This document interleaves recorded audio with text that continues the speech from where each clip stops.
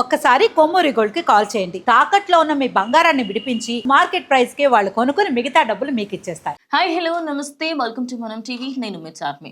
ప్రస్తుతం పోలీసుల పరిస్థితి ఎంత దారుణంగా దిగజారిపోతుందంటే రోజు రోజుకి వాళ్ళు భద్రత కల్పించడం వదిలేసి ఇక వాళ్ళకి సంబంధించి వాళ్ళకి ఇంకో సెక్యూరిటీ కానీ పెట్టాల్సిన పరిస్థితి వస్తుందన్నమాట. అయితే ఉత్తరప్రదేశ్లోని గ్రేటర్ నోయిడాకి సంబంధించిన దగ్గర ఒక వ్యక్తి ఒక రెడ్ కార్ చాలా స్పీడ్గా వెళ్తూ ఉండడంతో ఆ కార్ని ఆపండి అని అక్కడున్న పోలీస్కి చెప్పడం జరిగింది.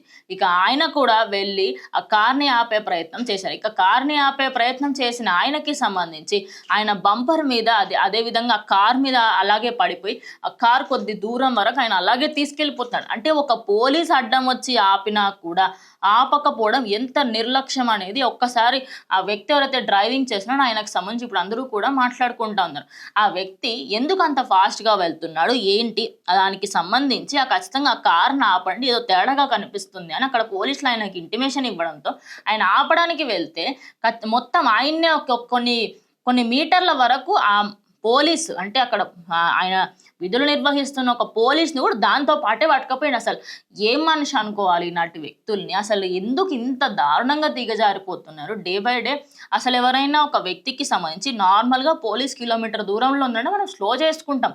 అలా కాకుండా ఈయన ఒక్కసారిగా ఆయన మీదకి ఎక్కడంతో ఆయనకు చాలా గాయాలయ్యాయి.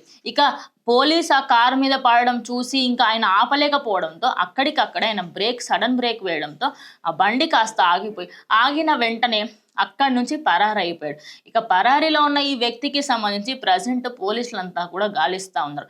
అండ్ ఈయనైతే ప్రజెంట్ హాస్పిటల్లో చికిత్స పొందుతున్నారు. మరి గ్రేటర్ నోయిడాకి సంబంధించి ఆ ఏరియా ఎలా ఉంటుంది ఏంటనేది మనం ఒకసారి అందరికి తెలిసింది. కొంచెం ఏరియాలో కంప్లీట్గా ట్రాఫిక్ అనేది కొంచెం అక్కడక్కడ ఉంటుంది, కొన్ని దగ్గరలో చాలా తక్కువ ఉంటుంది, కానీ కంపేర్డ్ కొంచెం ఎక్కువనే ఉంటుంది. అలాంటప్పుడు అంత స్పీడ్గా వెళ్తున్నావు అన్నప్పుడు కొంచెం జాగ్రత్త పాటించాలి కదా. పోనీ అంత ఎందుకండి, మీరు కమెంట్ బాక్స్లో చెప్పండి. మీరు ఒక 200 మీటర్లో 300 మీటర్లో ఒక పోలీస్ వ్యానో లేకపోతే ఏదైనా కనిపిస్తుంది స్లో చేసుకుంటామా చేసుకోమా? బేసిక్ కామన్ సెన్స్ కదా. నువ్వు ఒక పోలీస్ మీదకే బండెక్కిచ్చే అంత ఎందుకు అవసరమా ఇలాంటి చేష్టలు చేయడం? ఇంకోటి ఆయన స్పీడ్లో ఉన్నాడు కాబట్టి ఆయన కొంచెం దూరం నుంచి ఆయనకు అది గమనించిండంట.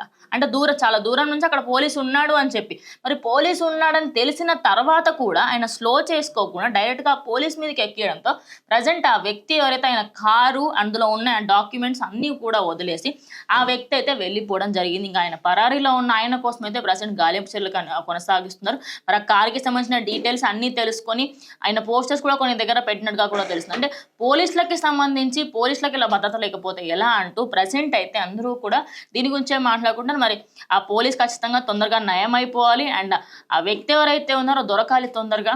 ఇలాంటి వాళ్ళకి ఖచ్చితంగా శిక్ష పడాలని అందరూ కూడా కోరుకుంటున్నారు. దీనికి సంబంధించి మీరు ఖచ్చితంగా కమెంట్ చేయండి.